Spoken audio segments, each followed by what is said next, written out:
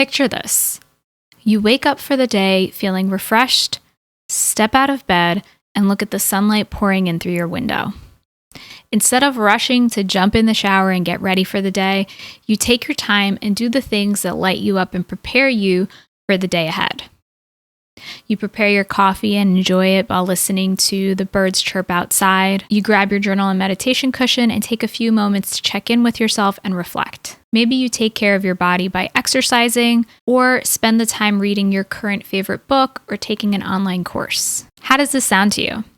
How does imagining this make you feel? Some of the benefits of a morning routine include feeling more productive before your day actually starts, taking time for yourself, and focusing on important tasks first to set the tone for your day. Nobody else is going to prioritize your needs or schedule time for your self-care, so that's why you must do it yourself. And oftentimes, first thing in the morning is the best time to do it. In this episode, I'm going to discuss the secret to a morning routine that sticks.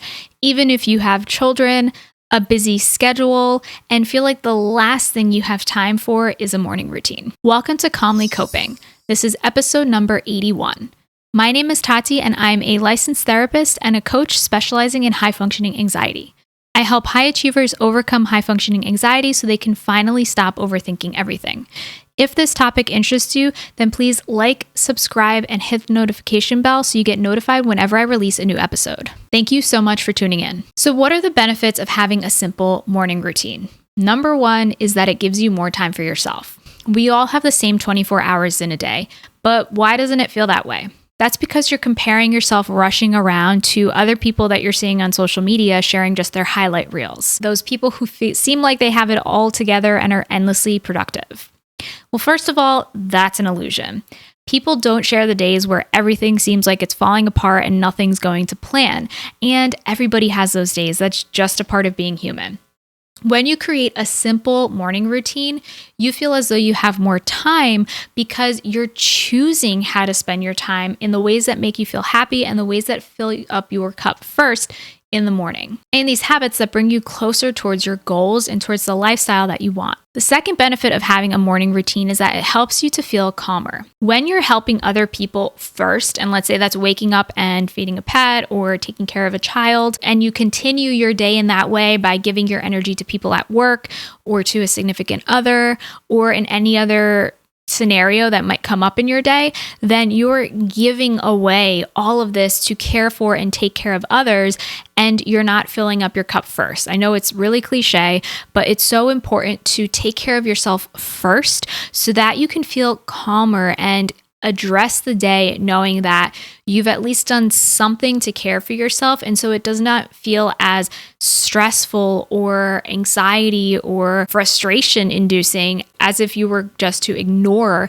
that time for yourself and go straight into giving and giving and giving. You can also use your morning routine as a moment for you to check in with yourself, check in with your emotions, check in with how you're feeling physically and within and what thoughts are coming up. And when you do this, this will allow you to feel calmer and able to approach the day ahead rather than having your head and body full of tons of different thoughts and emotions that you're not addressing. The third reason why having a simple morning routine is beneficial is because you feel more accomplished at the end of the day. Willpower is highest for most people in the morning. And so that's when you're going to have the most motivation and drive to do the things that maybe at the end of the day, like exercise or meditation, you might tend to put off. So when you're doing those things first thing in the morning, then you are kind of checking off that box of doing something for yourself. And then as a result, you might feel more accomplished at the end of the day as though you took that time for yourself and now you're able to relax and rest without that guilt that might come up. Not that you need to earn rest or relaxation by any means. However, it's really important to take care of yourself so that you can then help others and then, when it's time, rest and recharge for the next day ahead. So next, I'll talk about the secret to a simple morning routine that sticks. And before I talk about that, I want to talk quickly about my free high functioning anxiety quiz. So in this quiz, I walk you through some questions to help you assess if you might be struggling with high functioning anxiety, and if so, what steps you can take to help you to cope with it. I give you free resources and information to allow you to understand more about yourself and make positive changes in your life. You can get this quiz by going to hfaquiz.com. I also have a link in the description and the show notes, depending on where you're watching or listening. So now here's the secret to a simple morning routine that sticks. And the secret is to do what works best for you, not what other people are telling you to do or what you think you should be doing. I've gotten caught up so many times in the shoulds and the exactness of following a morning routine step by step, but not every day will be like this. There will be days when you're rushing, you have to attend to children or pets, and your ideal just won't happen, and that's okay. So here are some tips for how to account for that so that you can set yourself up for success first thing in the morning. So tip number 1 is to start the night before.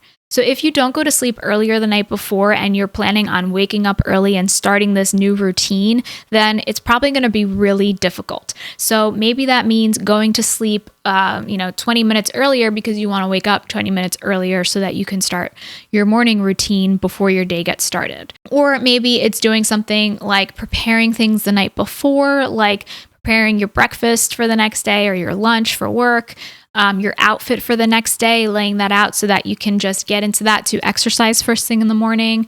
Maybe it's placing a glass of water on your nightstand so you can drink your water first thing in the morning, getting the coffee maker filled with the filter and coffee and getting that all ready so you can just push the button or set the timer so that it goes automatically when you wake up in the morning. And get excited for the morning ahead. Maybe before you go to bed, visualize what your routine will look like and how it will make you feel. So then you will have that inspiration to wake up the next morning ahead because you will have that time for yourself the next day, no matter how much time it is. And that brings me to tip 2, which is to start small. Even if you only have 5 minutes a day, then that is okay. Because I know everybody has different situations and different constraints with which they are able to spend time for themselves in the morning. So something is better than nothing. So maybe it's just when you wake up, spending 5 minutes in bed meditating before you even get out of bed, or doing some gentle stretching before getting out of bed, or, making your cup of tea or coffee and just mindfully enjoying that without any other distractions, like without scrolling through your phone or without reading the paper, or if people still do that, or anything else. So start small because that's also going to help you to start the habit and then maintain it in the long run. It's better to make a smaller goal rather than making this huge goal of this crazy morning routine that is going to be difficult to stick to in the long run. Tip 3 is to plan out your routine by creating a list of what you want to do during your routine. So thinking of what is it that helps you to reconnect with yourself? What's it that helps you to care for yourself? What makes you feel excited? Or what do you wish you had more time for? So my morning routine changes all the time. And right now it consists of waking up, doing about 20 minutes of meditation, journaling, and then if I have time, reading some of a book that I'm currently reading. I usually read my nonfiction in the morning, and I usually read fiction at night. So I'm usually reading at least 2 books at once. So I take my morning for my nonfiction if I have time. If I don't have time, then I just skip that and I go straight to whatever exercise I might want to do. So maybe that's just going for a walk, getting some sunlight, and, just thinking of what is it that you want your routine to be like? What is the non-negotiable part of your routine that if you don't do this in the morning, then you're going to feel kind of thrown off during the day. So that's kind of that minimum that you want to make sure that you're sticking to.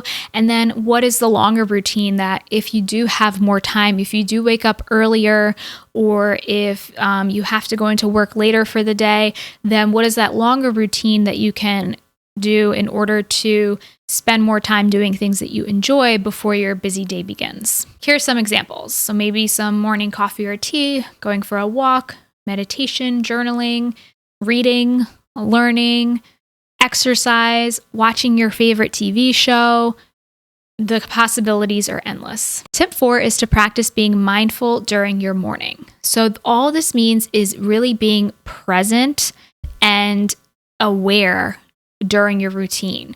So rather than like brushing your teeth and like thinking about what you have to do the day ahead, or while you're in the shower, you're planning out and preparing for your meeting that morning, that's not being mindful, because rather than being in the shower, you're mentally in that meeting.